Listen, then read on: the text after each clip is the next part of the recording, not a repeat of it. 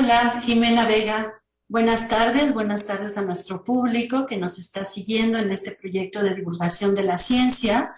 En esta ocasión damos la bienvenida a Jimena Vega, quien es nuestra emisaria de la ciencia, una egresada prestigiada, admirada, que ha tenido la bondad de compartirnos su tiempo y de podernos platicar qué es lo que está investigando, qué pasa con nuestro calentamiento global, pero además estamos celebrando el Día Internacional de la Madre Tierra. Entonces celebramos que Jimena, que es bióloga, se haya acercado a estudiar esta parte de la Tierra que es tan importante, inhóspita, hostil para el ser humano. Gracias a eso podemos estudiar y tener información sobre lo que sucede todavía en nuestro planeta y de qué manera se puede obtener información que nos beneficie a los humanos que hemos hecho un trabajo muy fuerte para provocar el calentamiento global. Jimena, bienvenida, muchas gracias por atender esta invitación. ¿Cómo estás?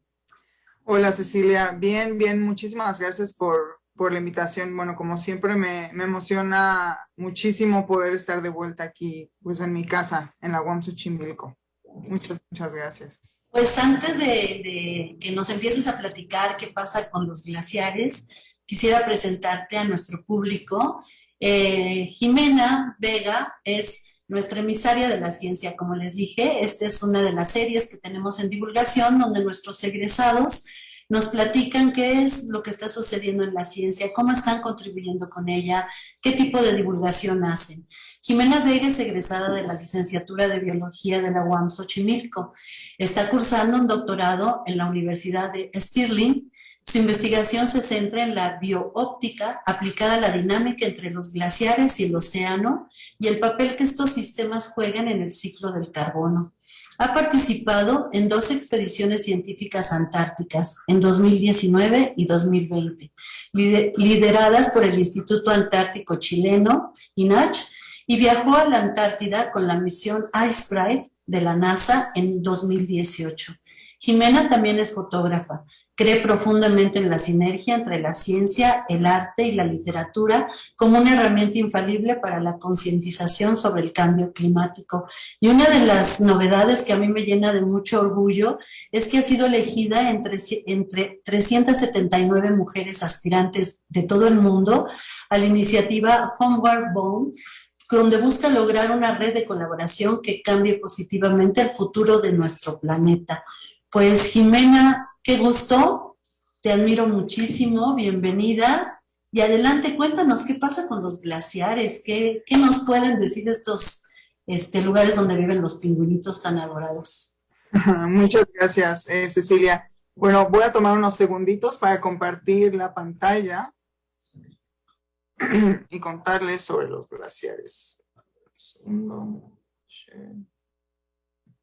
¿Listo? ¿Ya ven mi pantalla? Sí, perfecto. Ok, bueno. Si la pones en ándale. Gracias. De nada. Ok. Bueno, el día de hoy, bueno, Cecilia ya les contó más o menos qué trabajo hago yo, hacia dónde está enfocada mi investigación o el trabajo que estoy haciendo en este momento, pero sobre todo me gustaría hablarles el día de hoy sobre los glaciares, que es un elemento que es parte de un sistema mucho más grande, que vamos a ver más adelante cuál es, pero los glaciares son elementos o parte, sí son un elemento que forma parte de nuestro sistema planetario fundamental para nuestro clima y sobre todo para nuestra subsistencia aquí en la Tierra. Pero bueno, antes de entrar de lleno en los glaciares y profundizar en el tema de los glaciares, creo que es muy importante recordar o conocer, quienes no lo conozcan, este elemento de nuestro sistema planetario que es la criosfera. Y bueno, como pueden ver en pantalla, crios, es de hielo y esfera es la esfera de hielo. Y realmente la criosfera que podemos encontrar en el planeta está conformada por todas las partes de agua que se encuentran en estado sólido. Ahora, me voy a salir un poquito del camino para entrar un poquito a la física del hielo, porque resulta que existen diversos tipos de hielo, pero el que podemos encontrar de forma natural en nuestro planeta es el hielo H1, Y bueno, los otros tipos de hielo que se han hecho, por ejemplo, en laboratorio, que se pueden encontrar, bueno, fuera de nuestro planeta, pues están determinados por ejemplo, cómo se conducen a través de las diferentes fases del agua, por ejemplo, en estado sólido, líquido, gas, etcétera, y todo esto determina estas formas tan extrañas de hielo y bueno, también algunas particularidades de sus cristales, bueno, que esto ya tiene que ver más con cristalografía y no me voy a meter en eso ahorita, pero creo que sí es muy importante ubicar que nosotros tenemos un tipo de hielo particular en nuestro planeta que es el hielo H1. Ahora, ¿qué elementos podemos encontrar en la criosfera? Bueno, los elementos que podemos encontrar en la criosfera o que son parte de la criosfera son, por ejemplo, la nieve, pero también tenemos hielo marino, que en términos generales el hielo marino es simplemente agua congelada. También podemos encontrar glaciares, que es el tema en el cual vamos a profundizar el día de hoy. Pero también tenemos plataformas de hielo. Y bueno, ¿qué son las plataformas de hielo? Realmente son glaciares que desembocan o que están descansando sobre el océano.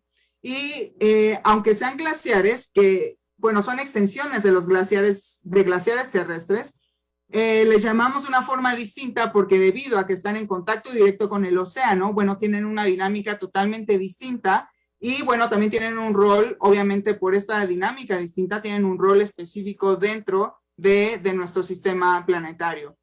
Ahora, esto que ven acá arriba se llama permafrost y realmente son suelos congelados. Ahora, estos suelos congelados tienen que permanecer congelados más de un año, porque si no simplemente son procesos de congelación y de descongelación que no corresponden realmente a permafrost.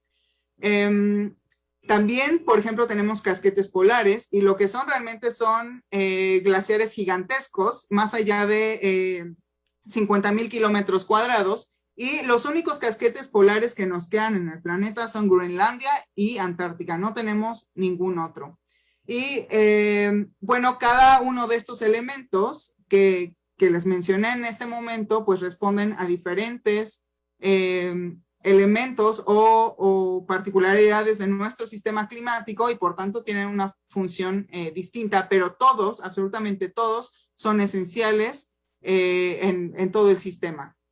Ahora, ¿qué son los glaciares? Por ejemplo, a mí me pasó, bueno, antes de entrar a la maestría en glaciología, la verdad yo no tenía mucha conciencia o no entendía o no conocía, mejor dicho, exactamente qué eran los glaciares. Y la verdad, cuando vi por primera vez un glaciar, me quedé totalmente helada, porque además de que son bellísimos, son elementos que son un poco extraños porque no estamos acostumbradas a verlos. Por ejemplo, los glaciares no son estos campos nevados que vemos cuando vamos al Nevado de Toluca, por ejemplo, o ni siquiera cuando vamos al Iztaccíhuatl o al Citlaltépetl. En estos últimos dos sí podemos encontrar glaciares, esto lo vamos a ver más adelante, pero los glaciares, por ejemplo, que encontramos en los campos de hielo sur en Chile, son una cosa espectacular, son gigantescos, y realmente parecen ríos congelados. En términos generales, esos son los glaciares, son ríos congelados o ríos de hielo que fluyen desde las partes altas de las montañas hacia las zonas bajas. Ahora, estos glaciares, aunque sean de hielo, no son estáticos, son muy dinámicos y debido a este alto dinamismo son sumamente complejos para estudiar o para poder predecir cuál va a ser la respuesta ante, por ejemplo, el calentamiento del planeta.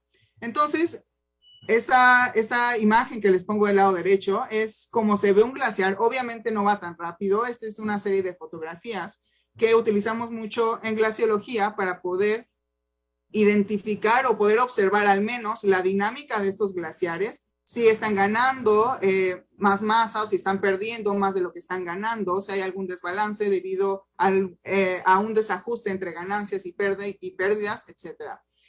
También es importante mencionar que los glaciares, hay unos que son más rápidos que otros y estos están determinados, sí, en gran medida, por ejemplo, por la temperatura de la atmósfera, pero también por el porcentaje de precipitación, de acumulación, pero sobre todo por la topografía. Y bueno, aunada a la topografía, obviamente el efecto de la gravedad, pues es un punto esencial para que fluyan los glaciares. Ahora, volviendo a esta imagen de un río de hielo, pues toda la topografía define la dirección, la velocidad o la fuerza con la que fluyen estos ríos de hielo. Ahora, hay muchos tipos de glaciares, muchísimos tipos de glaciares. Incluso es un poco, o ha sido un poco complejo para los glaciólogos y las glaciólogas definir o clasificarlos porque son tan diversos, porque responden a esta dinámica que es muy compleja y que está gatillada por todos estos elementos del sistema que ya les he estado mencionando constantemente. Pero bueno, yo el día de hoy les voy a comentar algunos grupos que son los que más conocemos y los que son, de cierta forma menos complejos para poder ubicar y clasificar.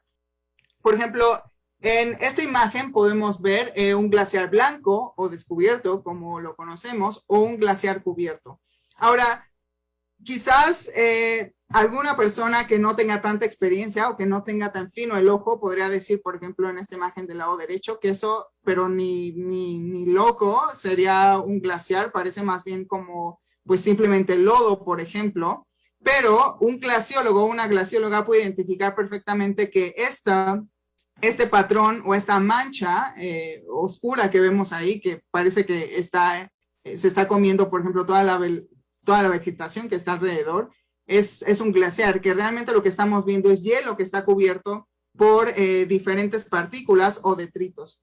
Ahora, ¿por qué es importante, además de obviamente de meterlos en un catálogo, poder clasificarlos, poder cuantificarlos? ¿Por qué es importante identificar estas características? Bueno, en primer lugar, si vemos un glaciar que está cubierto, por ejemplo, podría ser un glaciar que, en primer lugar, bueno, punto número 1, si está cubierto, entonces la capacidad que tiene esta superficie blanca que tuvo en algún momento para reflejar el calor, pues es muy baja y por tanto, quizás podríamos pensar que es un glaciar que está perdiendo muy rápido masa por este derretimiento gatillado por la absorción de radiación solar. Ahora, es súper interesante porque esos glaciares cubiertos también pueden funcionar, o estos detritos que están sobre el glaciar pueden funcionar justo como aislantes. Pero ojo, si estas partículas no son mayores si no me recuerdo, son 2 milímetros de grosor, bueno, ocurre justo todo lo contrario, se absorbe más calor en lugar de aislarlo. Entonces, para que pueda funcionar como aislante, tiene que tener un grosor específico. Por otro lado, los glaciares blancos, como el que estamos viendo del lado izquierdo, pues debido a que son blancos, funcionan como unos espejos gigantescos, entonces devuelven toda esta energía solar que proviene del sol hacia el espacio y entonces funcionan como refrigeradores. Ahora, también tenemos otro tipo de clasificación que es, el que ven aquí del lado derecho se conoce como pie de monte y es por la forma que tiene, que parece una pata de elefante. Pero les puse estas dos imágenes porque, si se dan cuenta, estos ya no desembocan en tierra, sino desembocan justamente en lagos o en el océano, como el que vemos del lado derecho. Ahora, esto es muy importante porque aquellos glaciares que están en contacto directo con el océano, por ejemplo, tienden a ser suelen ser menos estables que aquellos que están en zonas altas. Esto no es la regla, pero suele ser así, porque, bueno, obviamente el océano o estos sistemas acuáticos o marinos, pues tienen una temperatura distinta y, bueno, hay mucho intercambio energético y, bueno, también de masa. No, pero también les quise mostrar esta imagen porque aunque ambos desembocan en sistemas acuáticos, la forma del frente es totalmente distinta y esto también puede tener repercusiones en el flujo de los glaciares hacia los sistemas acuáticos. Como pueden ver, este pie de monte pues tiene una figura mucho más regular que el glaciar que les muestro del lado derecho y que, las pérdidas están sobre todo definidas por calving, que realmente lo que es calving son desprendimiento de bloques de hielo muy grandes que eventualmente pasan a ser icebergs. Ahora, bueno, antes de pasar a la siguiente diapositiva, también hay otra clasificación sumamente importante que es en función de la temperatura de los glaciares. Aunque sean ríos congelados, no todos tienen la misma temperatura. El primer tipo de glaciares son los fríos, y esos glaciares fríos son fríos porque no llegan al punto de fusión, que son 0 grados Celsius. Pero ojo, hay glaciares que a pesar de que no llegan a la temperatura de fusión, que son los 0 grados Celsius, pueden presentar derretimiento. ¿Y por qué puede suceder esto? Bueno, puede suceder esto porque, por ejemplo, en zonas como en las zonas interiores de Antártica, donde tenemos un grosor de hielo de hasta 4 kilómetros, por ejemplo, bueno, todo el hielo que está en las capas más profundas, está la presión que el hielo comienza a fundirse. Entonces, sí podemos tener algunos porcentajes de agua líquida, pero no llegan a este punto de los 0 grados Celsius y por tanto, bueno, siguen siendo glaciares fríos, aunque tengan cierto porcentaje de agua. Ahora, están los glaciares templados, que son aquellos que llegan al punto de fusión a los 0 grados Celsius y, bueno, estos glaciares son muy interesantes, son más complejos porque año con año, bueno, cuando pasa esta temporada de derretimiento, toda esta agua líquida eventualmente va a volver a congelarse y entonces se hace como una mezcla, una melange, una mezcolanza de diferentes tipos de cristales de hielo, por ejemplo. Y bueno, esos glaciares templados están sobre todo en zonas que están lejos de las zonas polares.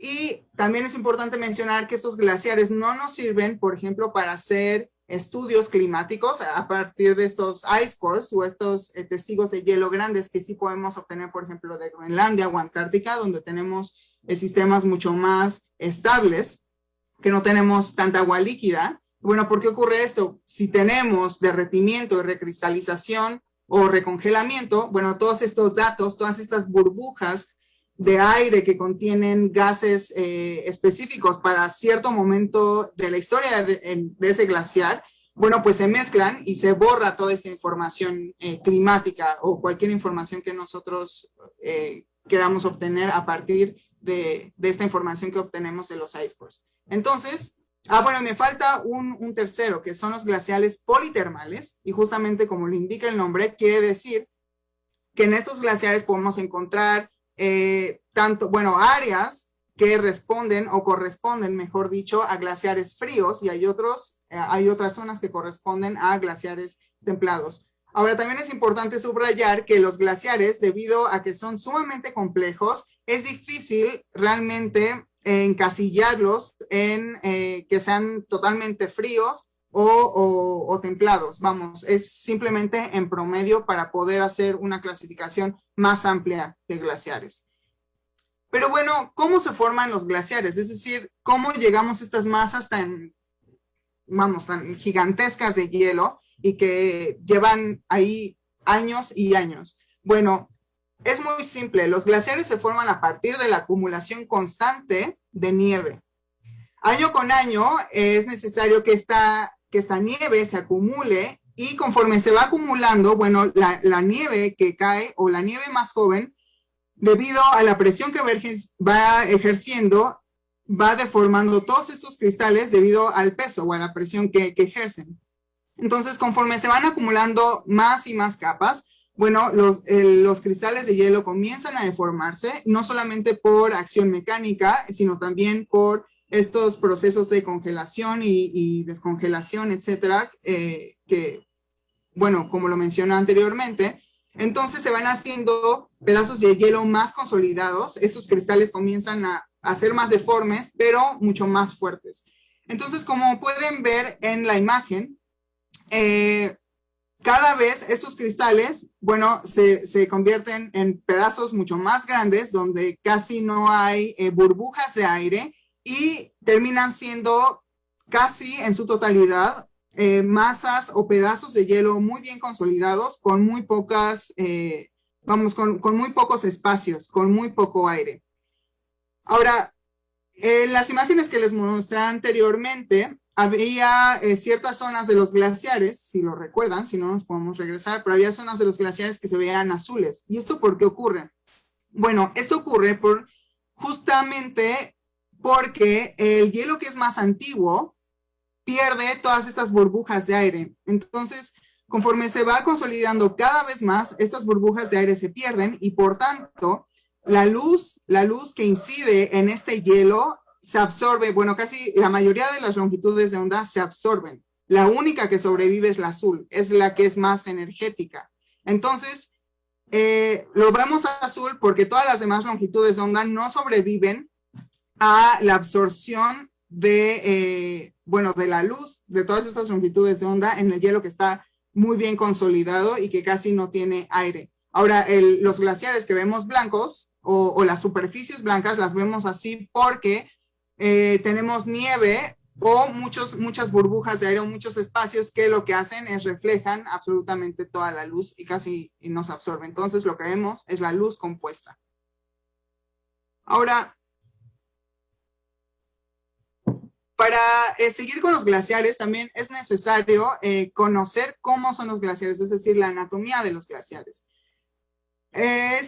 Bueno, los glaciares son muy complejos y no me daría tiempo en este momento de describir absolutamente todos los elementos que conforman a un glaciar. Ya he mencionado algunos, vamos, relativamente básicos, muy generales, pero están estos otros que es muy importante entender o bueno, conocer que existen para poder entender cómo funciona o por qué se rige o por qué elementos se rige la dinámica de los glaciares. Bueno, una de las zonas más importantes es la zona de acumulación y es la que ven aquí en pantalla, en este círculo más. Y bueno, tiene este círculo de más porque justamente estas son las zonas donde se acumula todo este material o esta precipitación sólida que va a ser o que es el alimento principal de los glaciares. Ahora, estas zonas de acumulación no pueden suceder en cualquier lugar, tienen que ocurrir en lugares donde la topografía permita que se dé la acumulación de todas estas copos de nieve o estos cristales de nieve o la precipitación sólida, porque si tuviéramos, por ejemplo, en este caso, alguna pendiente muy pronunciada, bueno, obviamente no se podría acumular año con año toda esta nieve y no se podría dar todo este proceso de sinterización, el proceso que les mencioné anteriormente. Entonces, bueno, está esta zona de acumulación que es sumamente importante, pero también tenemos otra zona que es la zona de ablación y estas zonas están sobre todo en las zonas bajas, donde reinan temperaturas más cálidas y además es, bueno, la interfaz con o entre otros sistemas, por ejemplo, como los que vimos que desembocan en el océano o en lagos. Entonces, en estas zonas, debido a que son sumamente dinámicas, bueno, tenemos pérdida de masa glaciar. Ahora, el problema que estamos viendo en estos momentos es que entre la zona de acumulación y la zona de ablación está habiendo un desbalance. Esto vamos a profundizar un poquito más adelante.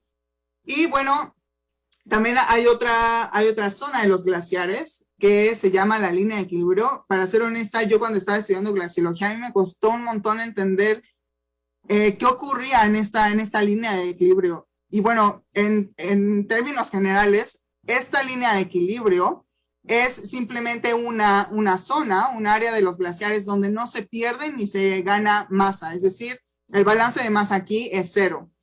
Y esta línea de equilibrio la podemos ver en terreno, a veces no es tan fácil identificarla, pero regularmente por arriba de esta línea de equilibrio podemos ver, por ejemplo, un terreno mucho más homogéneo y a partir, bueno, después de esta línea de equilibrio podemos ver que el terreno o la superficie del glaciar está un poco más, es más heterogénea, tiene algunas grietas, o vamos, en términos generales podemos observar que algo está ocurriendo ahí que es mucho más caótico que lo que está por arriba, por arriba de esta línea de equilibrio.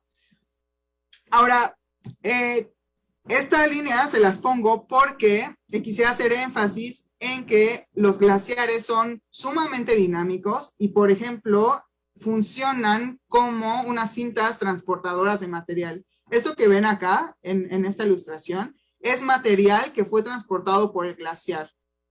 Es justo eso, los glaciares son cintas transportadoras de material. Entonces todo lo que ven aquí es roca que fue arrancada de la base y fue depositada en estas zonas. Ahora, estas morrenas, así se les llaman morrenas, no solamente hay en el frente, sino también hay laterales, intermedias, pero bueno, eso ya es un poco más, eso me podría extender mucho y no tiene caso ahora profundizar en ello, pero sí me gustaría mencionar que estas morrenas pueden servir para estudios geomorfológicos, por ejemplo, o para identificar o para estudiar algunos procesos antiguos sobre, o bueno, durante la vida de estos glaciares. Así es que bueno, como pueden ver, estos simplemente son los elementos como más básicos o más generales de los glaciares, pero hay muchos otros que responden a la topografía sobre todo y bueno, también al sitio en el que se encuentra. No es lo mismo un glaciar de alta montaña, como puede ser un ejemplo. Este es un ejemplo de glaciares de alta montaña, pero este escenario es muy distinto, por ejemplo, en Groenlandia o en Antártica. Es totalmente distinto. Ahora, con esto me gustaría entrar en esta parte. ¿Dónde podemos encontrar glaciares en nuestro planeta? Bueno, obviamente en los polos, no en el Ártico. El Ártico, vamos, es un poco confuso, pero bueno, creo que voy a aprovechar para quizás quienes estén confundidos, aclararlo en este momento. El Polo Norte y el Polo Sur, es decir, el Ártico y Antártica son totalmente diferentes. Sí son zonas muy, muy frías. Antártica es la más fría del planeta, eso no cabe duda. Pero el Ártico es un sistema totalmente diferente porque el Ártico es océano congelado, es un pedazo de hielo gigantesco flotando en el océano Ártico y está rodeado por continente. Ahora, Antártica es un continente cubierto por una capa gigantesca de hielo. Entonces, y además está rodeado por mar. Entonces, toda la dinámica y todos los elementos que influyen en los mecanismos de Antártica y del Ártico son totalmente distintos. Ahora, los glaciares los podemos encontrar, por ejemplo, en Groenlandia, que es otra de las casquetes polares que podemos encontrar en nuestro planeta, solamente Groenlandia y Antártica, es decir, es hielo que está descansando sobre roca, sobre continente, y ahí podemos encontrar la mayor cantidad de glaciares en nuestro planeta. Pero también los podemos encontrar fuera de los polos. Obviamente en este cinturón, de los trópicos, pues casi no tenemos porque las temperaturas no lo permiten, pero sí me gustaría llevar su atención a Chile, por ejemplo. Chile es extraordinaria la cantidad de glaciares que tiene aproximadamente 23,000 glaciares, y este número no está ya completo, vamos, se siguen ubicando glaciares, estudiando y poniéndolos en el catálogo de glaciares de Chile. Así es que es una zona muy importante y bueno, desafortunadamente, aunque Chile tenga tantos glaciares, desafortunadamente la mayoría están en números negativos, es decir, tienen un balance de masa negativo. Y bueno, nosotros aquí casi no se ve, pero sí tenemos ahí unos cuantos glaciares. De hecho, creo que hay un puntito azul, pero sí tenemos glaciares y eso lo vamos a ver más adelante. Ok. Justo es lo que te iba a preguntar, porque aquí tenemos un comentario. Sí. Ahorita te digo. De Guillermo García, dice, ¿tenemos glaciares en Xochimilco? No lo sabía. Y ayer escuché una nota donde se le iba a hacer una ceremonia al último glaciar, creo que es en el Iztaccíhuatl, que está muriendo, ¿no? Entonces, sí, a veces pensamos en glaciares y nos vamos a la Antártida o nos vamos al Polo Norte, pero en realidad entender ¿qué son los glaciares? Esto que nos estás explicando me abre otra perspectiva de dónde podemos ver estas cosas. Y la diferencia, ahorita que dijiste, mar congelado, rodeado por continente y el continente antártico. Eso son dos cosas diferentes. Totalmente. Gracias, Jimena. Perdón, No, continúa. no, ¿de qué? Si tienen alguna otra duda o cualquier otro comentario, por favor, adelante. A mí no me molesta para nada, de hecho lo prefiero, lo estaba comentando con Cecilia, que creo que es un buen espacio para hacer este ejercicio de intercambio de ideas y también de conocimiento, ¿no? Porque yo les estoy compartiendo lo que sé, pero seguramente hay alguien que nos esté escuchando que sepa más sobre un tema y estaría padrísimo que lo pudieran compartir pues conmigo y con todas las personas que nos están escuchando. Ahora, no les hablé sobre estos circulitos morados. No les hagan mucho caso, bueno, en este momento porque no es el tema del día de hoy, pero esto es el permafrost, los suelos congelados de los que les hablé. También son muy importantes porque son sumideros o son reservorios muy importantes de metano y se están congelando, y como se están congelando, pues hay mucha preocupación en torno a qué es lo que va a suceder si se liberan todas estas toneladas y toneladas de metano a la atmósfera, que pues son gases invernadero más potentes incluso que el CO2. Pero bueno, ese es otro tema. Entonces, ¿por qué son importantes? Bueno, los glaciares son importantes simplemente porque son la mayor reserva de agua dulce en el planeta. Aproximadamente el 70% de toda el agua dulce que tenemos en el planeta está en los glaciares. Pero dentro de ese 70%, el 70% se encuentra en Antártica.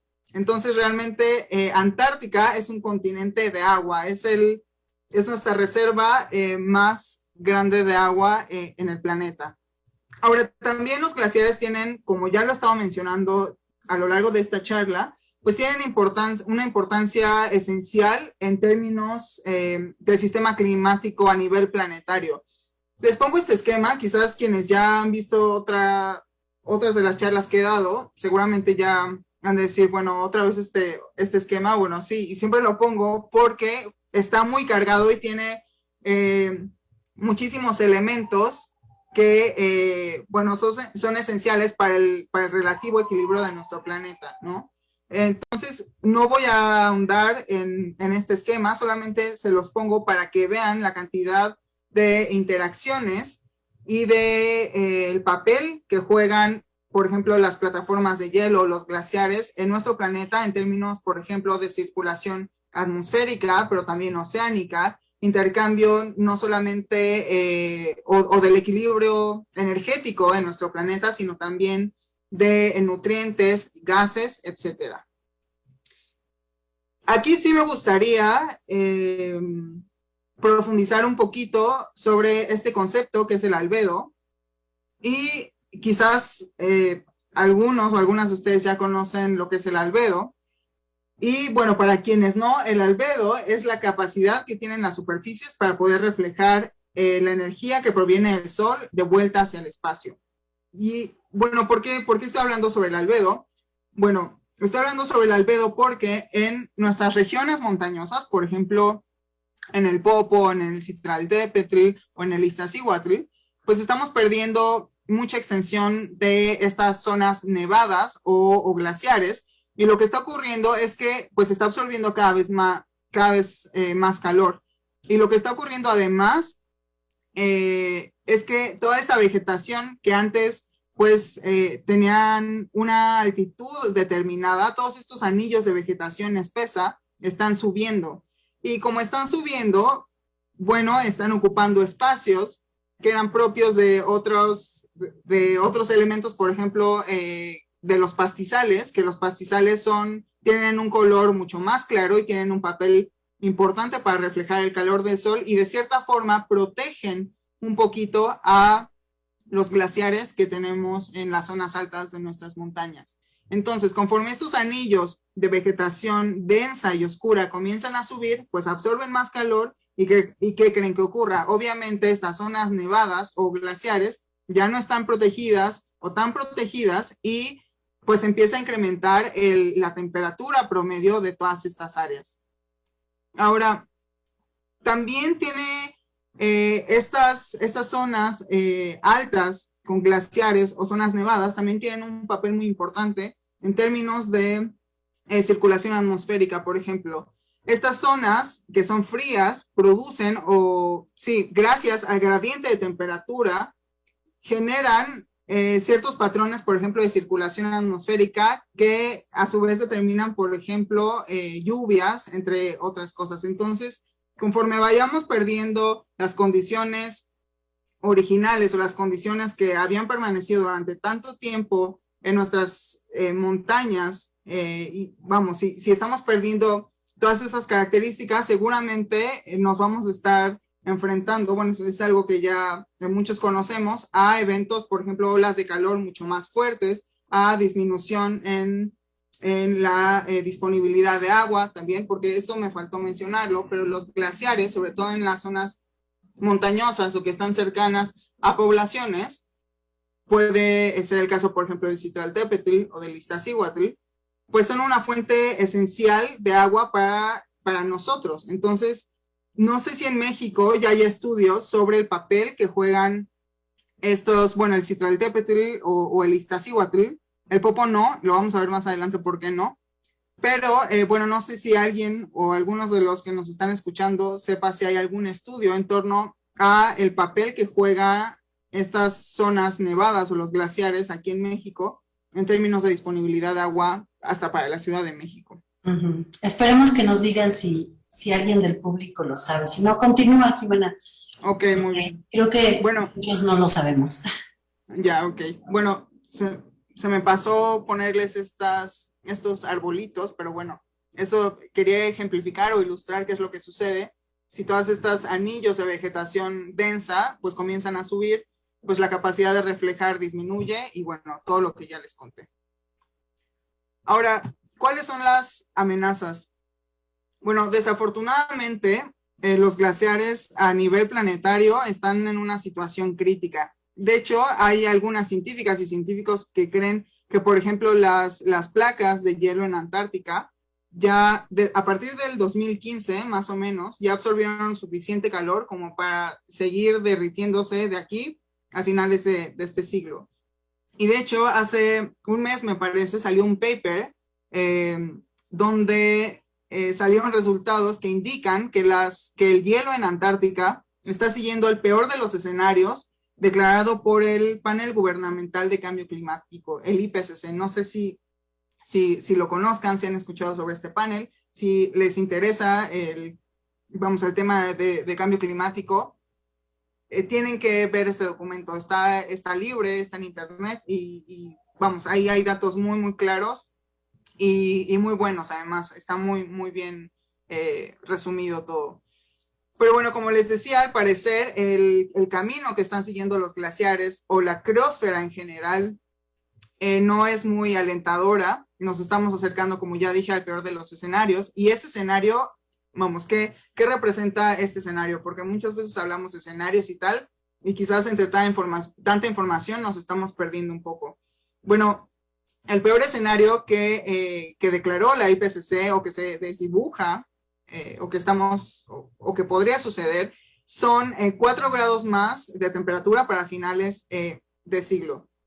Ahora, con estos 4 grados más, se espera que, por ejemplo, el nivel del mar incremente de 0.63 a 1.27 metros de lo que tenemos actualmente. Pero justo hace 3 días revisé otro paper donde indica que no, que nos estamos equivocando, que estamos subestimando la gravedad de la situación, que al parecer, si llegamos o si seguimos transitando a lo largo de este camino, es decir, estos 4 grados centígrados para finales de siglo, podríamos estar esperando que el 80% de los glaciares en las zonas montañosas desaparezcan y además nos estaríamos echando ya al bolsillo aproximadamente 12 metros de nivel del mar. Vamos, este es un paper que revisé hace poco, no he revisado otros para ver las discusiones en torno a estas nuevas estimaciones, pues lo que sí es cierto, y es una realidad, es que todos nuestros modelos están subestimando, desgraciadamente, todos los escenarios que habíamos estado contemplando. Y además hay otros elementos que no se están considerando para alimentar a todos estos modelos matemáticos, para estimar qué es lo que va a suceder. Ahora, otra de las amenazas, perdón, sí, Cecilia, vas a decir algo. Entonces, de los datos que comúnmente corren, en realidad no son ciertos, están demasiado light. No es que no sean ciertos, simplemente lo que ocurre es que no tenemos suficiente información o suficientes datos, vamos, y que estén próximos a lo que esté ocurriendo para poder alimentarlos. Entonces, si no los estamos alimentando con la cantidad suficiente de datos o con todos los elementos que constituyen, por ejemplo, a un sistema o al sistema de un glaciar, entonces los resultados de este modelo pues no van a ser los reales. Eso es lo que está ocurriendo, que aunque ya tenemos modelos muy poderosos, algo nos está faltando, nos están faltando datos, nos están faltando elementos para poder llegar a o acercarnos un poquito más a la realidad. Y el problema es que son demasiados datos y bueno, todos los sistemas de nuestro planeta son tan complejos que todavía no logramos como lograr este engranaje o engranar todos estos elementos para poder definir perfecto. Así funciona este sistema. Entonces, a partir de todos estos elementos, vamos a alimentar al modelo y listo. Esto es lo que va a suceder. Ese es el problema. Oye, Jimena, ¿cuánta gente hay estudiando esto? ¿Son muchos los interesados en el estudio de glaciares? Híjole, yo creo que cada vez somos más, sin duda, pero creo que somos pocos. Vamos, el gremio de la glaciología yo creo que es pequeño, es muy pequeño. Vamos, si lo comparamos, por ejemplo, con las oceanógrafas y los oceanógrafos, sí es mínimo, es muy, muy poquito. Lo que está sucediendo ahora son estos equipos multitransdisciplinarios, donde pues está participando muchísima gente con diferentes backgrounds, por ejemplo, oceanografía, climatólogas y climatólogos, vamos, una serie de disciplinas que está favoreciendo, por supuesto, estos temas o estos estudios de cambio climático, pero personas que estén 100% enfocadas en glaciares, somos pocas. Claro, y me imagino también que es muy complejo poder estar en estos espacios, ¿no? Sí, yo creo que sí, claro. Yo creo que también esa es una de las razones, que es muy caro. O sea, para poder ir a terreno, no solamente es caro para ti porque tienes que equiparte muy bien, sino también la logística para llegar a estos sitios es complicadísima. Regularmente tienes que llegar a pie, que son expediciones, pueden ser expediciones de semanas, o pues por helicóptero. Pero ¿quién puede pagar un helicóptero? ¿No? O sea, o por ejemplo ir a la Antártica o al Ártico, pues necesitas buques o necesitas estos aviones pues de talla un poco militar. Es muy complejo, muy complejo. Y no solo este equipo y el tener el conocimiento científico, me imagino que también se requiere de mucha fuerza física, corporal, una preparación rigurosa para poder soportar el clima, estas expediciones de semanas donde no hay cerca de ti algo que te pueda ayudar en caso de alguna adversidad climática o hambre o algún padecimiento que se te presente en el organismo, no es algo que se pueda atender de inmediato. Claro, sí, justo todo lo que mencionas, bueno, suma a, yo creo que, o bueno, es una de las respuestas a por qué somos tan pocas personas estudiando glaciología. Y bueno, también hay que decirlo, la glaciología o la gente que estudia la criosfera, vamos, no quiero llamarle moda, pero debido a la crisis o a la emergencia que estamos viviendo en este momento, pues como que estaba saliendo un poquito más a la luz y más gente se está interesando en estudiar el hielo de nuestro planeta porque está yendo demasiado rápido, ¿no? Entonces creo que también gracias a eso, pues cada vez estamos sumando equipos más fuertes.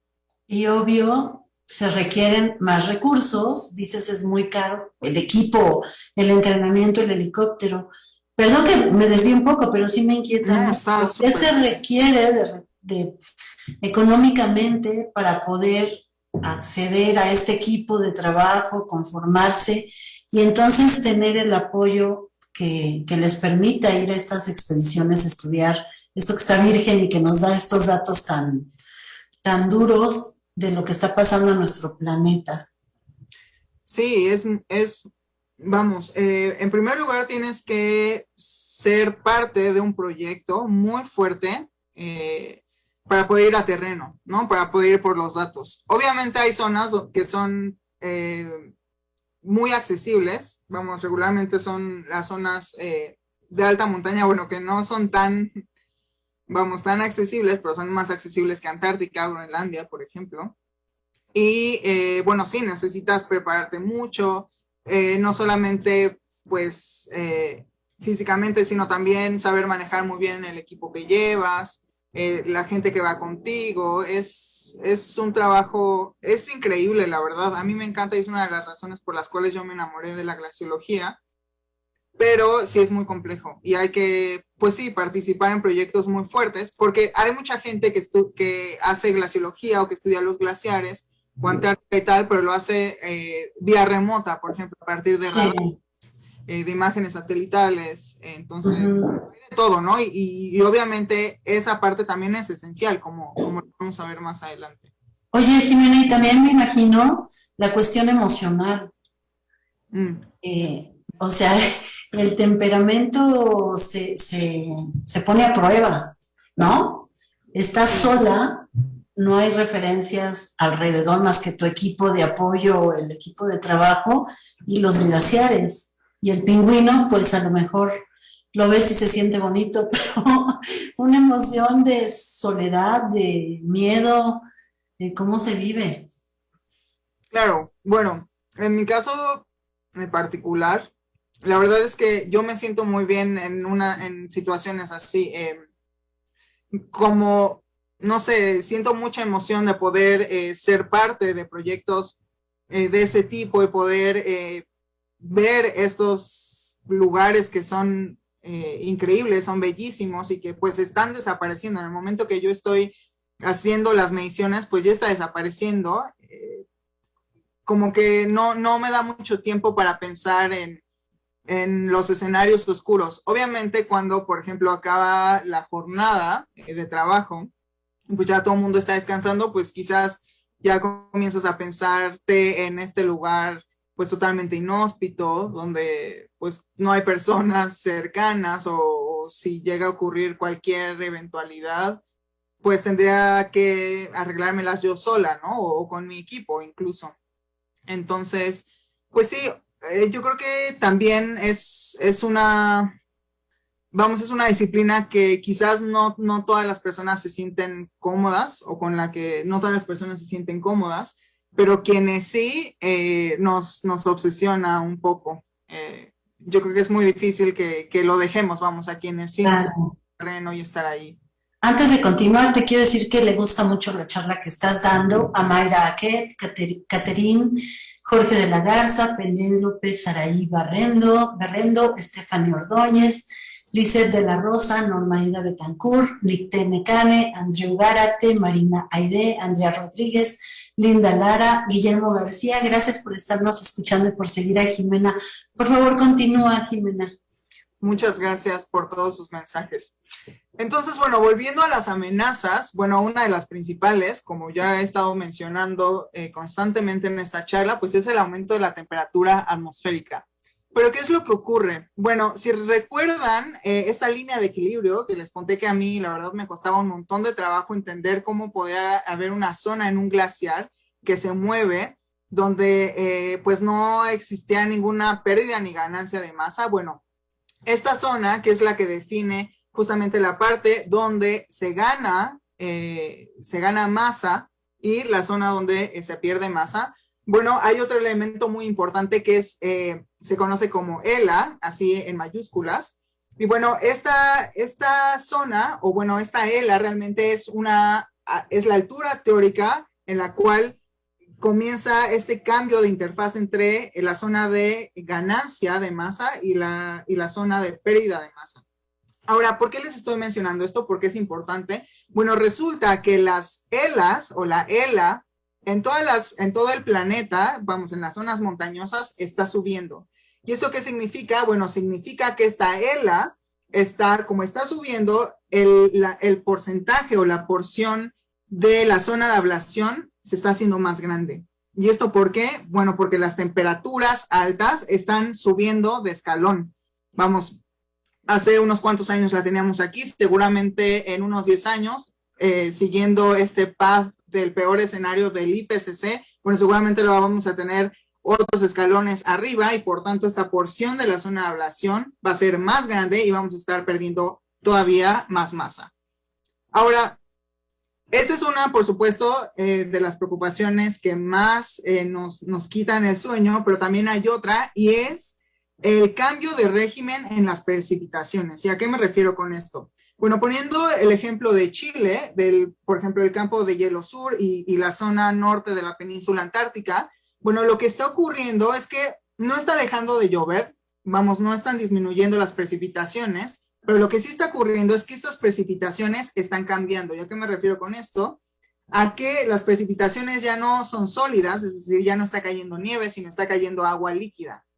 Y esto otra vez, son muy malas noticias, porque, bueno, si cae agua líquida en estas zonas altas de la montaña o en Antártica, bueno, lo que ocurre es que esta agua podría comenzar a permear en todas las capas de hielo y comenzar a cambiar, por ejemplo, las características físicas e incluso químicas también de los glaciares. Y bueno, pueden ocurrir algunos procesos que sean negativos para la acumulación o para el crecimiento de los glaciares. Entonces, este cambio en el régimen de precipitación también está ocasionando que, bueno, los glaciares ya no estén tan bien alimentados y aunado a ello, pues están perdiendo muchísimo porque las temperaturas están incrementando, las elas están subiendo de escalón y por tanto, este balance entre ganancia y pérdida, pues está yendo totalmente, bueno, la balanza se está yendo totalmente hacia los números rojos, hacia las pérdidas. Ahora, otro de los elementos, y es, bueno, ya un poquito nos estamos acercando a lo que realmente yo hago, al enfoque que yo estoy buscando en mi investigación y ahora en mi doctorado, son, bueno, no precisamente los aerosoles, pero sí estas partículas que se depositan en los glaciares. Así es que otra de las amenazas que estamos observando en los glaciares es la deposición de aerosoles o de partículas que se alojan en las superficies de los glaciares y están cambiando el albedo. ¿Recuerdan esta capacidad para reflejar la luz? Bueno, todos estos aerosoles o estas partículas se están depositando en las superficies, están cambiando el color y por tanto están absorbiendo más energía solar y se están derritiendo. Ahora, las fuentes pueden ser diversas, pueden venir desde zonas muy cercanas. Voy a poner el ejemplo de Antártica, por ejemplo, en la zona norte, en la península antártica, pueden provenir del campo, o bueno, por ejemplo, de la Patagonia, aerosoles que vengan de la Patagonia, pero también podrían venir de cualquier otro lugar, por ejemplo, del Sahara, ¿no? Es un ejemplo. Y bueno, todas estas fuentes también determinan las características de estas partículas que a su vez van a definir el efecto que tengan en estos sistemas que anteriormente se creía que no eran productivas o que eran totalmente inertes porque, bueno, son zonas muy extremas y últimamente nos hemos dado cuenta que no, que de hecho son ecosistemas muy ricos. Incluso hay algunas zonas que pueden ser tan productivas como algunas zonas costeras, por ejemplo. Y bueno, esto no necesariamente son buenas noticias y mucho menos para Antártica porque pues está cambiando el color, se está absorbiendo más energía, se está derritiendo más. Ahora, una de las ventajas es que todas estas partículas tienen características ópticas específicas y a partir de estas características ópticas podemos identificar vía remota pues de qué estamos hablando o qué estamos observando en estos sistemas. Estas fotografías que les pongo a continuación es para mostrarles, pues, justo lo que yo hago. Lo que yo hago es, en términos generales, es buscar los colores en Antártica, tanto en el hielo como en el océano. Es que yo voy, por ejemplo, el año pasado fui a la península antártica y extraje 3 ice cores o estos testigos de hielo someros, más o menos de 40 centímetros, para identificar, o bueno, para cuantificar la concentración de compuestos orgánicos en el hielo.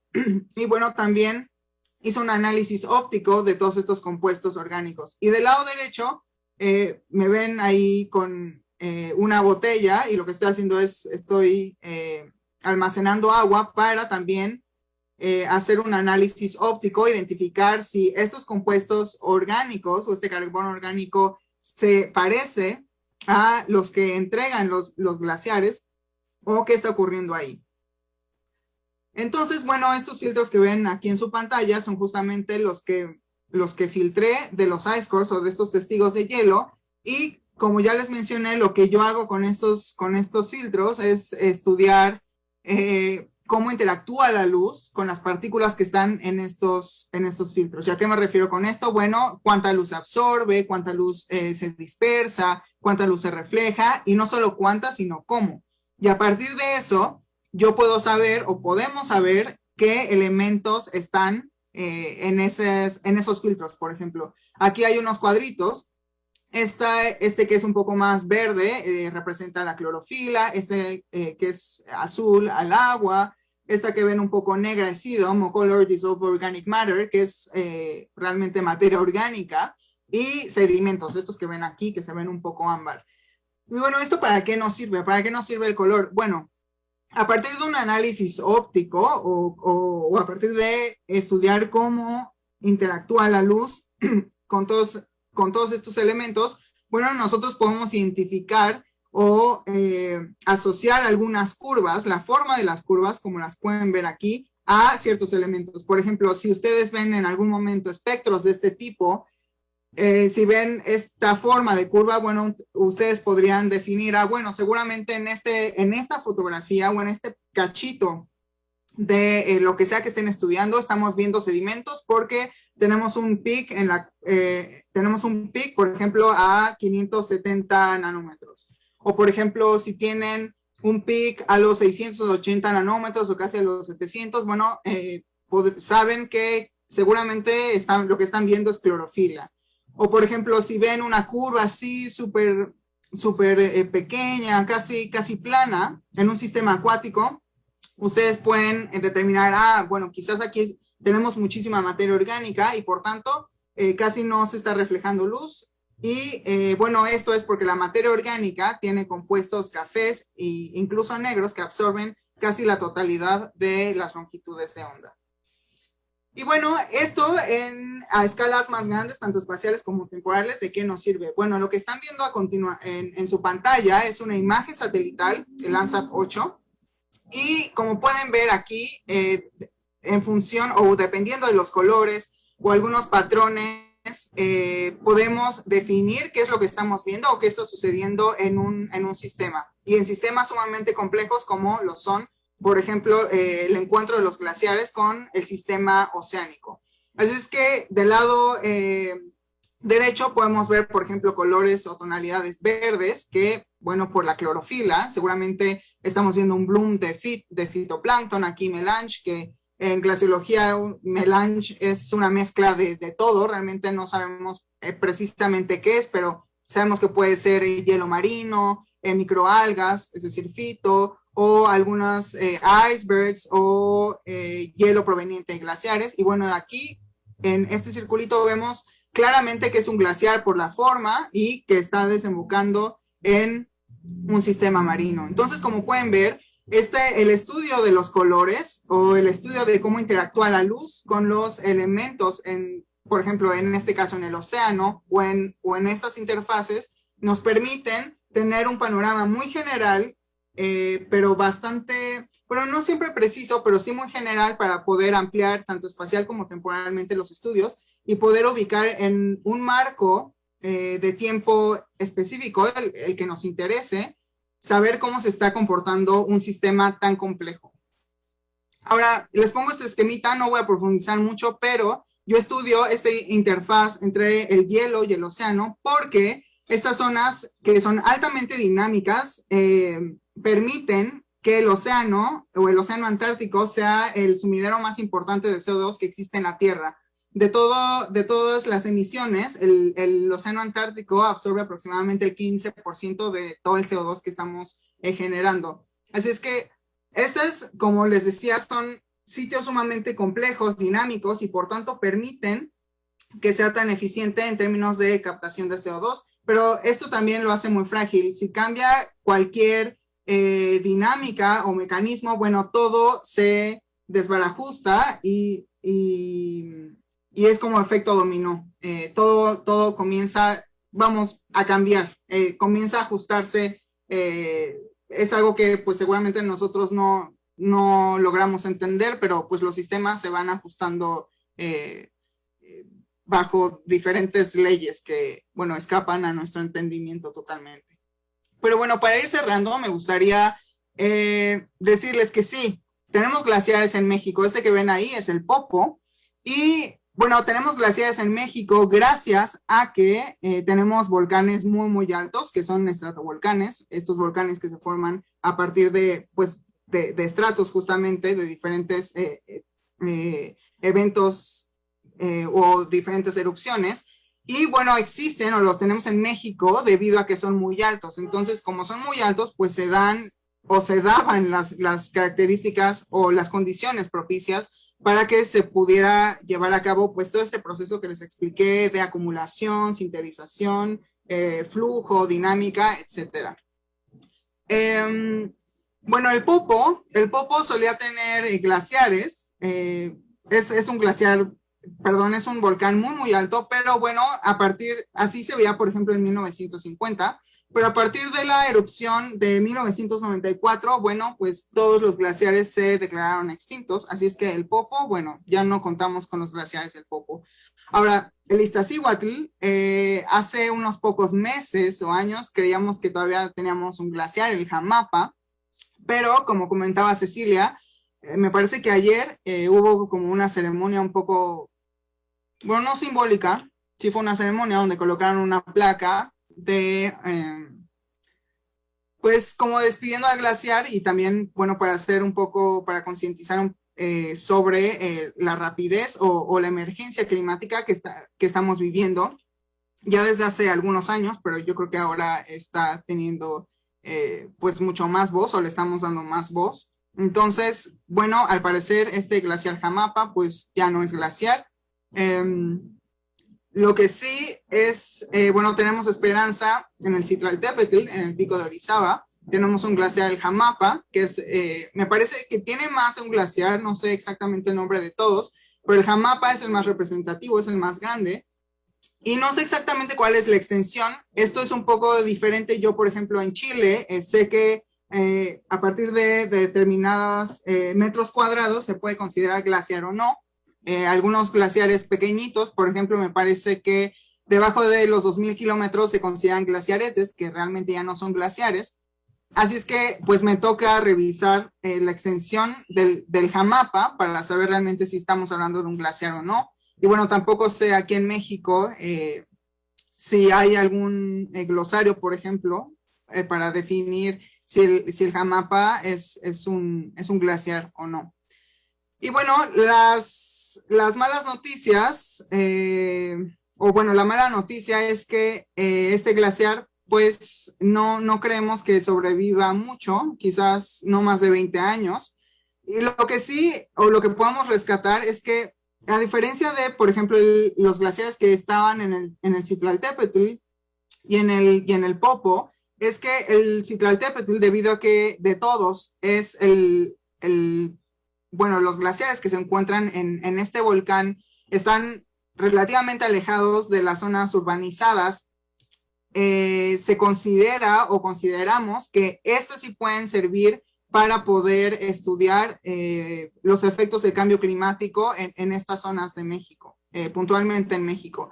No así, por ejemplo, el Popocatépetl y el Iztaccíhuatl, y bueno, ¿por qué creen?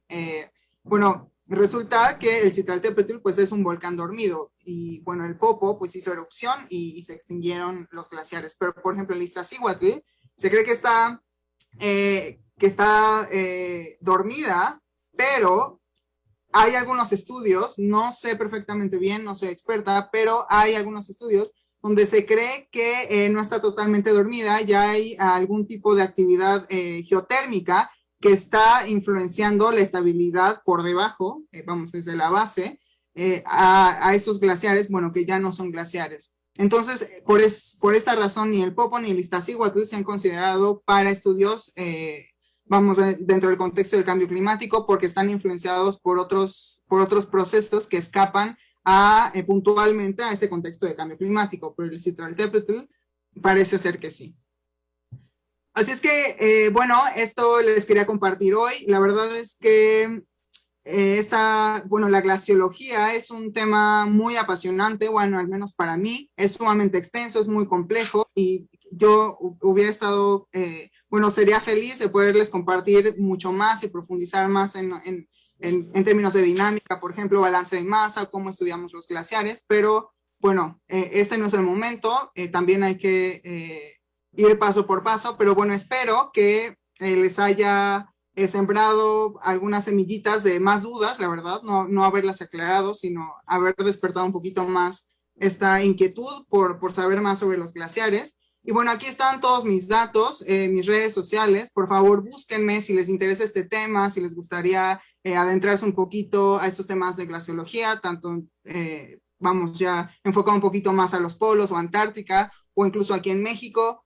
Escríbanme, por favor, también busquen a la Agencia Mexicana de Estudios Antárticos. Somos un grupo que está iniciando de científicas y científicos que estamos impulsando este primer programa antártico en México.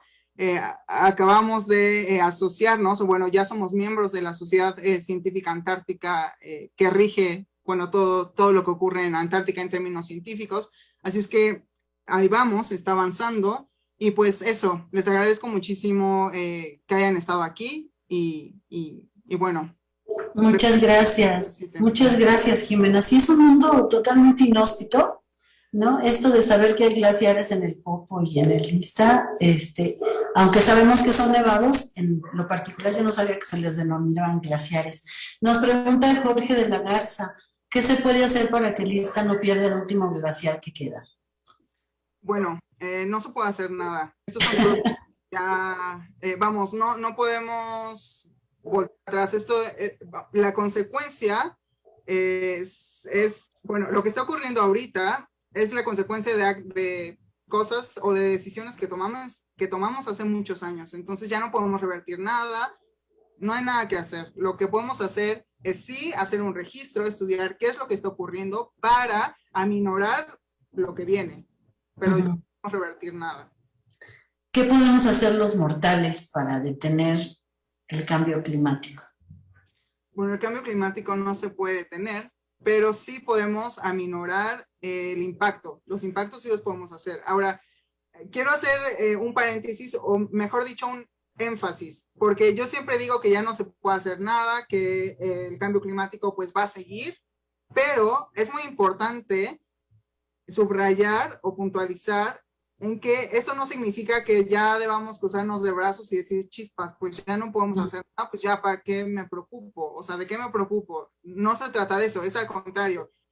Es justamente para que en nuestro imaginario o en nuestro entendimiento sobre el momento que estamos viviendo ahora, ya todos tengamos un foco rojo y entendamos que estamos viviendo una crisis climática. Entonces, en la medida en la que entendamos esta crisis climática, entonces quizás cambiemos nuestra forma de conducirnos o de asociarnos o de entender nuestro sitio aquí en la Tierra. Creo que esa es la única forma, porque si no tomamos conciencia y si no cambiamos nuestra forma de vivir aquí, el resultado va a ser muy grave, va a ser, lo vamos a pasar muy mal, y a todos nos va a pegar parejo, así es que yo creo que es momento de comenzar a actuar, más allá de informar, o sea, sí hay que informar, pero sobre todo ya hay que empezar a actuar. Sí, recuerdo aquella película de hace algunos años de La Verdad Incómoda, de Al Gore, donde se habla esto del cambio climático y demás. Una de las cosas que más me dejaron, ¿qué te diré?, invitada a tomar acciones, era lo último, donde salen las letritas blancas sobre fondo negro, donde dice efectivamente es un problema grave, no se puede detener, pero podemos actuar para minorizar las cosas. Por ejemplo, no uses tantos plásticos. Si vas a comprar un recipiente de jabón, compra el grande y no varios chiquitos. Apaga la luz cuando sales de una habitación. Desconecta los aparatos o las conexiones, que ese foquito rojo que queda prendido, apágalo. Son pequeñas acciones que cada quien puede lograr en su cotidianidad y juntando las diferentes acciones pequeñas, pues vamos a aminorar un poco, Claro. así como en pequeñas acciones y grandes acciones fuimos provocando este daño. Creo que cada quien podría ser responsable de hacerlo. Me dice aquí Jorge de la Garza, si puedes repetir tus redes sociales para que te busquen. Y Jimena Caballero nos dice, gracias Jimena por poner el nombre de la UAM en alto ante el mundo. Aquí están sus redes sociales. Los comentarios. Ajá. También quiero avisar a quien nos esté escuchando y a quien pueda ver este video posteriormente, Jimena en este grupo que se va a ir a la Antártida está recabando recursos. Si ustedes saben cómo se pueden obtener más recursos para poder potenciar la posibilidad de que se vaya de una manera más protegida para realizar los estudios, bueno, pues sería maravilloso si saben de instituciones, de empresas, de bancos que apoyan este tipo de expediciones, se los agradeceríamos. También Jimena como fotógrafa, es una extraordinaria fotógrafa, elaboró unas libretas que son, la portada son fotografías de ella, que están a la venta en estas redes sociales, la pueden contactar y con eso, así como contribuimos apagando un foco o no usando los recipientes chiquitos y uno solo grande, podemos contribuir todos, los amigos de todos nosotros, los familiares, otros científicos, a que pueda haber más recursos. Entonces acérquense a Jimena, conozcan lo que está haciendo y si pueden apoyar, apoyen para que una científica mexicana tenga pues mayores posibilidades de estar haciendo sus estudios sobre este fenómeno del cambio climático y sobre todo yendo a los glaciares. Es muy valiente para irse a esos lugares tan fríos. Dice Penélope Saraí, muchas gracias, aprendí mucho en tan poco tiempo. Y bueno, las expresiones del público que nos escuchó, Caterín Caballero, Jorge de la Garza, Rosario Cartagena, Gutiérrez, Alex Sánchez, Mayra Aquet, Lisbeth de la Rosa, Linda Lara, amaron la conversación. Penélope Saraí, Estefanía Ordóñez, Norma Ida Betancourt, Nicté Mecane, Andrew Gárate, Marina Aide, Andrea Rodríguez, también estuvieron con nosotros y les encantó la plática. Muchas gracias por compartirnos, Jimena. Te deseo la mejor de las suertes en tu proyecto de investigación. Contribuyes en mucho para que nuestro planeta pueda estar en mejores condiciones y yo creo que todos estos, hay quien nos dice palabritas de enojo, precisamente por cómo hemos deteriorado el ambiente, me imagino que es por eso, pero muchos están gustosos de que nos compartas esto que has hecho. Muchísimas gracias, te deseo la mejor de las suertes. Y si quieres agregar algo más. Pues no solamente agradecer, Cecilia, y bueno, a todas las personas que nos escucharon, y sobre todo a Linda y a Steph, que son otras de las dos mexicanas que seleccionaron para Homeward Bound, así es que somos parte del equipo de las mexicanas. ¡Ay, qué padre! Sí. Entonces, un abrazo súper cálido y fuerte para Linda y Steph. No sé si Nat ande por ahí también, que es otra de las mexicanas. Y bueno, eso, muchísimas gracias por haber escuchado y pues las y los invito a que se involucren más porque eso también es una forma de generar cambios, no solamente pues apagar las luces, sino también hay que involucrarnos y comenzar a hacer ruido para que se cambie la forma en la que funciona el mundo, ¿no? Yo creo que esa también es una de las formas que más impacto van a tener. Muchas gracias. Gracias, Alex Sánchez. Dice que muchas gracias por ampliar nuestro conocimiento. Yo nuevamente te doy las gracias. José Ramírez Mendoza te manda saludos. Y bueno, ha sido una charla muy rica, muy amplia, que nos deja muchas preguntas, muchos porqués. Y sobre todo, lo más lindo es que me hace sentir mejor porque sé más cosas, ¿no? Sé más de lo que sabía hace un poco de una hora. Creo que los que nos escuchan más y cuando esto quede en el ciberespacio podrán volverlo a consultar, conocer lo que haces, Pues a nombre de la doctora Elsa Muñiz, la coordinadora de extensión universitaria, y de todos mis compañeros de equipo, te doy las gracias y agradezco también a Oscar Zavala, a Omar Quintero, a Diana, que son el equipo de TV UAM, que hacen posible esta transmisión en nuestras redes de la Universidad Autónoma Metropolitana, Unidad Xochimilco. Isis Villalpando, muchas gracias por la plática. Si quieren dejar los avisos rápido porque ya nos vamos. Pues muchas gracias, Jimena, buena suerte, que pronto llegues con bien a tu universidad para hacer el doctorado y que tengas todos los recursos que sean necesarios para tener una estancia completa en la Antártida. Oye, antes de que te vayas, nada más dime la diferencia. Sí, claro. ¿Por qué se dice Antártida y Antártica? Siempre me preguntan lo mismo y es una muy buena pregunta, por supuesto, porque es muy importante saber por qué, decimos las palabras como se dicen, ¿no? Pero Antártica y Antártida las dos son correctas. La única diferencia es que quiénes le dicen Antártica y quién es Antártida.